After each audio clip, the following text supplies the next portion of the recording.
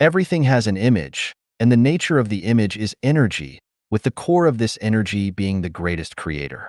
万物有相，相的本质是能量，能量的核心是上帝。An image refers to the size, shape, appearance, and structural type of an object, which is a watershed that distinguishes one substance from another and one object from another. Microorganisms and insects, grass and trees, humans and other animals, mountains and rivers, and so on, all are different, and the reason is that their images are different. If everything has its own unique image, how is an image generated? The origin of an image lies in the genetic structure. The image of something is determined by its genetic structure. The image of water is different from that of oil because their molecular structures are different, which means their genetic structures are different. However, any structure without the participation of energy can only be an illusion. For example, if we want to build a house, we first need to imagine the structure of the house in our brain. For complex buildings, we also need to draw a schematic diagram of the structure. But without the input of mechanical and human energy, the structure we imagined in our brain can only be an illusion. Only when we put in the energy of manpower and material resources can the structure that we imagined in our brain become a real house.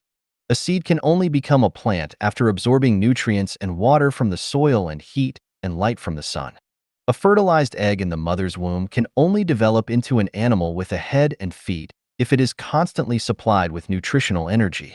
A light bulb can only emit light when electricity is input. A pile of soil can only become a mountain with the energy of the continuous movement of the earth.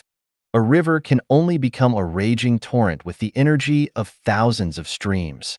So where does this energy come from? Let's trace it back to its source. For a small sapling to grow leaves, it needs to absorb water, which mainly comes from the infiltration of rainwater. So where does the rainwater come from? Rainwater comes from clouds that carry water vapor from the sky. And where do the clouds come from? The wind carries them from the ocean. And where does the wind come from? The cold and hot air currents on Earth form it through convection. And how are the cold and hot air currents formed?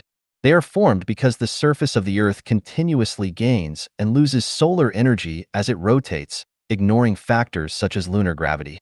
So how did the Earth start to rotate? And what force keeps it rotating continuously? According to the law of energy conservation, there can be no perpetual motion machine in the universe. The motion and changes of any object must be driven by one or more other energies. Without energy, there is no motion or change in anything. Therefore, all the motion and changes in things must ultimately have an initial push of energy that is not constrained by other energies. This initial energy is the greatest creator. The initial rotation of the Earth was driven by the energy of the greatest creator, and after it was set in motion, it was driven by other planets in the solar system, including comets.